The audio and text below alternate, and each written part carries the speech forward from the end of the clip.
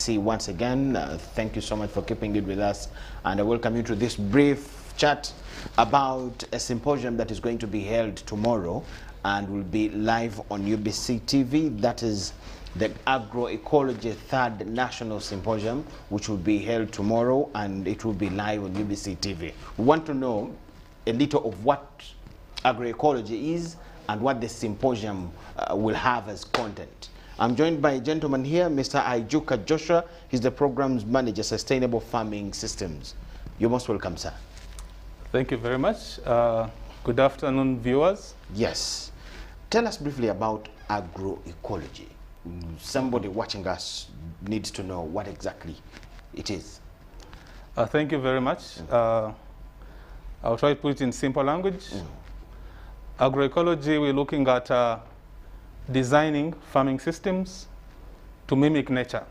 Okay. You know, to design farming systems in a way that we can increase production and productivity of our land, and at the same time also be able to be resilient to climate change, and to be able also to factor in the social aspects in terms of people's diets, issues of nutrition, and also to be able to integrate both the scientific knowledge and the indigenous knowledge.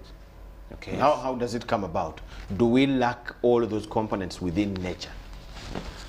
Yes, you know, oftentimes, agriculture is dependent on nature.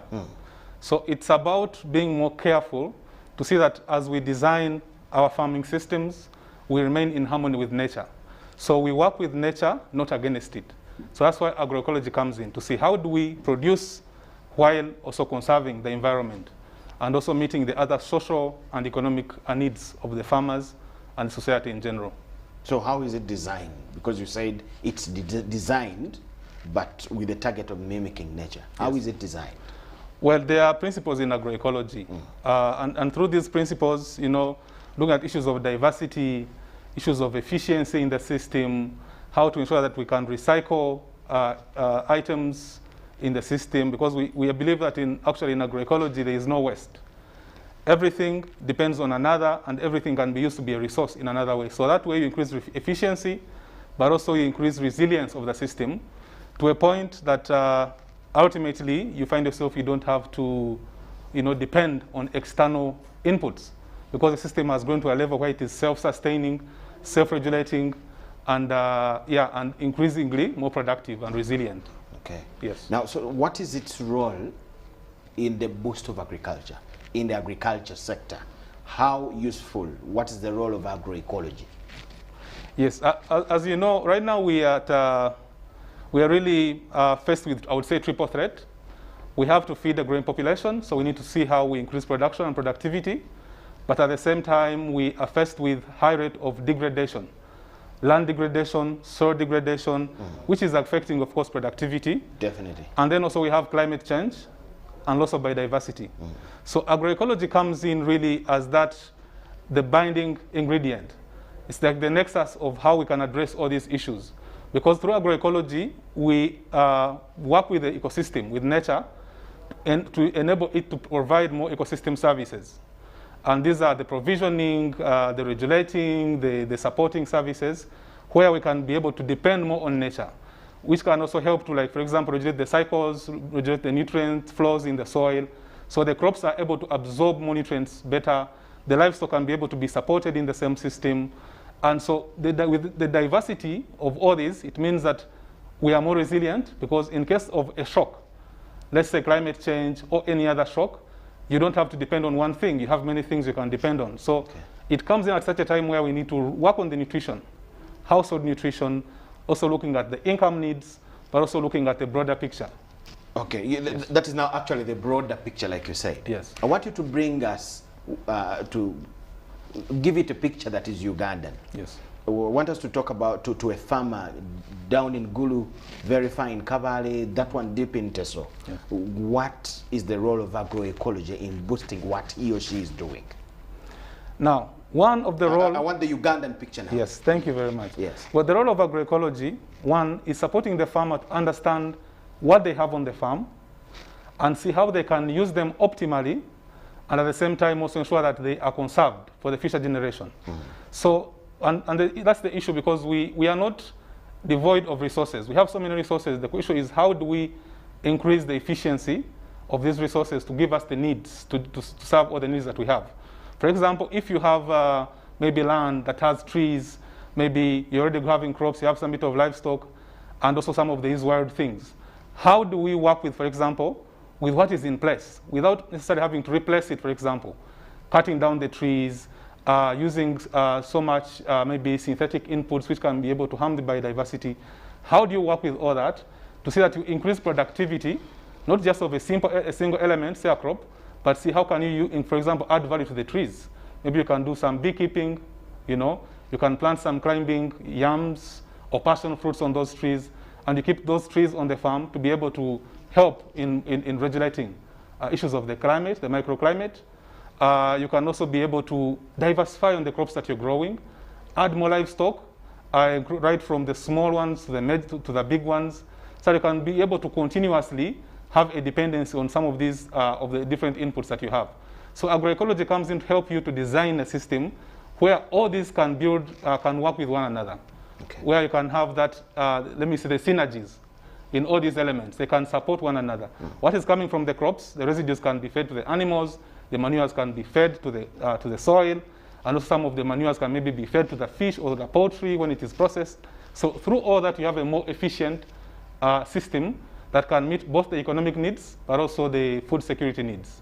So for how long have we had agroecology in Uganda? Well, agroecology generally is not a new discipline. It has been around for many years. We have institutions who are offering agroecology up to a master's level, for example. Personally, I'm a former student of a master's degree in agroecology from Uganda Matters University. So that shows you that agroecology has been around. But for the last 10 or so years, there has been more emphasis on how do we work towards scaling up agroecology. Because I wanted to know, yes, if we've been having it, yes, how come we have a lot of gaps in our agricultural system? Well, we've been having it, but you see, it is also where have we been putting the emphasis. Now, we're trying to shed more light on this agroecology as a discipline so that it can be mainstreamed in the extension services, more in research and development for the National Agricultural Research Systems. So we can see more investment in research for agroecology. We can get to see more benefits for that matter. We want to see agroecology being mainstreamed in the National Agriculture Extension System, you know, to see more and more of the farmers being exposed to this knowledge. We'd like to see more institutions taking it up at higher level or even at undergraduate level. So all these issues, we believe that are going to help us very much to help in the scaling up of agroecology, both in Uganda and at large. What is the view of those that believe in productivity that is thoroughly natural when it comes to agroecology? Have you listened to their view, and what is it? Well, nature-based production, in my view, is okay. Is okay, and I think that is, to me, that is where we ultimately trying to reach, where agriculture and nature cannot be so much separated, where nature can support productivity. And this is a long way to go, because many times we have worked against nature. And now many people are trying to see how do we work with nature? How do we work on seeing that we feed the soil, and then the soil feeds the crop, rather than us feeding the crops at the expense of the soil. So some of these things, I think it is, for me, it is a process of transformation. We are looking at how do you transition from conventional agriculture to, for example, to agroecology, to a fully agroecological system. The first thing you need to do is you have to increase efficiency. If you're using fertilizers, if you're using all these external inputs, how do we ensure that we are using less and less while giving more and more, while getting more and more out of it? So efficient technologies really come in. And then after that, we look into substitution.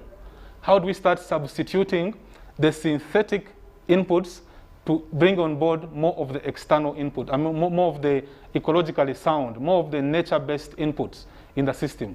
And then as you do that, you're redesigning a system to be more self-regulating, to be more self-sustaining.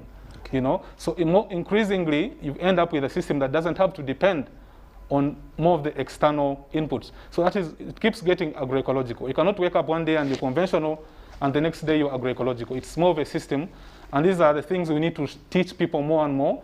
I want to expose people more and more. Let us talk about the symposium. Yes. This is the third national symposium for stakeholders. Yes. When they say third, what exactly do they mean?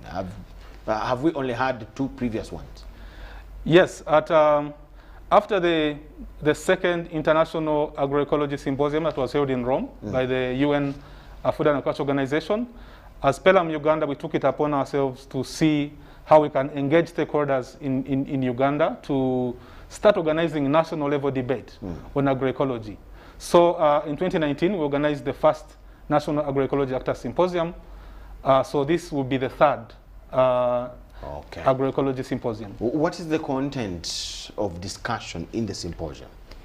Well, are there upgrades of this system? Yes. What do you discuss every year? Is it the same kind of idea, or there are discussions of different things that come in? Well, every year we pick on a topical issue that is very relevant for agroecology and food systems, and then we're trying to really internalize what is the role of agroecology in this context. For this particular year, we're looking at, of course, food systems transformation. There's been a lot of debate in terms of the UN Food Systems Summit, which has recently been held. And we had a lot of discussions prior to this, right, at the national level. And now we want to see how do we transform food systems to be more sustainable, to be more resilient through agroecology. So the debates are going to be looking at that. One, trying to understand which transformation is needed from the broader perspective. What challenges does the current agricultural food system first and that we need to address? And then we see what could be the solutions that agroecology has to offer. I've already told you we are faced with low productivity, and in some cases productivity is not evenly. In some places there is surplus, in some places there is deficiency. We are faced with a high rate of growing population. We are faced with changing consumer patterns, coupled with a lot of food waste. We are faced with climate change. We are faced with loss of biodiversity. And so all these issues have to be addressed in the food systems debate. So then what is the role of agroecology in terms of addressing those challenges that we have on those multiple fronts from a systems perspective? Okay. Yes. So this year you're having one tomorrow. Yes. And give us a picture of what is going to happen tomorrow, where you will be, and how long it will take. Well, the event is going to be a one-day event. It's going to be at Silver Springs Hotel. It's by invitation. The physical participation is going to be by invitation for obvious reasons, the current times we are living in. Yeah. But also the event, as you rightly put, will be streaming live on the national broadcast television, UBC, and this is to give an opportunity for as many people as possible all over the country and beyond to be part of the event.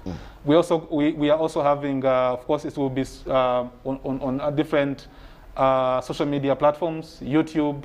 Of course, there's direct participation on Zoom. We'll be sharing the links, and I'm sure I'll also probably through the national television, we'll be sharing these links for people to participate and engage in the debate. When you say participation, what do you exactly mean? Well, there are going to be several events. Of course, we're going to have keynote discussions, presentations from the United Nations Food and Agriculture Organization. We're going to have high-level panel of experts from agroecology experts, both nationally and internationally, to be able to really dissect this issue of agroecology. We're going to have the agroecology actors from, we're working with the Stambik Business Incubator with support from the French Embassy, who are also going to support us in trying to bring in the business perspective, the agribusiness perspective in this whole debate. So there is a lot of there are going to be several side sessions. There's going to be a lot of discussion, and they're going to be both physical, but mostly also going to be virtual. So there's going to be breakaway sessions. There's also going to be exhibitions, exhibitions of the different, showcasing of different posters of the different agroecological marketing systems, because this year we'll be launching the Agroecology Market Systems Expo, which is going to be a platform for us to showcase the different agroecological innovations and market systems that can work to transform the lives of the smallholder farmers. Okay, briefly as we wind up, what should we expect as a country, as farmers? After your symposium, getting new knowledge and discussions, what should be our expectation of you? Well, we are working closely with the Ministry of Agriculture. We are trying to develop a national strategy for scaling up agroecology. And part of this discussion is going to dive deeper in that. We're going to have an expert team meeting where we'll be able to discuss the different, to develop a roadmap for developing this strategy, and then we shall have a way of consultation throughout the country to get input from different kinds of people, to give input in this process, to see that by the end of, as fast as possible, we have a framework that we can work with to scale up agroecology in Uganda. Thank you so much, Joshua Aijuka, the Programs Manager, Sustainable Farming Solutions. They will hold an agroecology third symposium tomorrow at Silver Springs Hotel, and it will be live on UBC TV from 11 a.m. to, is it from 9 a.m.? From 9 a.m. From 9 a.m. to 11 a.m. So to 5 p.m. actually. Exactly. If you cannot be there live, of course, UBC TV will give it to you. Thank you so much for watching. My name is Michael Jordan Lukoma. Enjoy the rest of the day. Bye-bye. Thank you.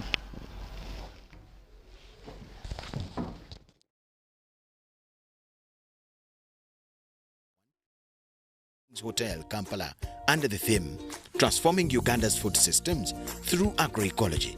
The event will be live on UBC TV from 9 a.m. to 11 a.m. and streamed live on UBC YouTube channel and Pelham Uganda's social media platforms.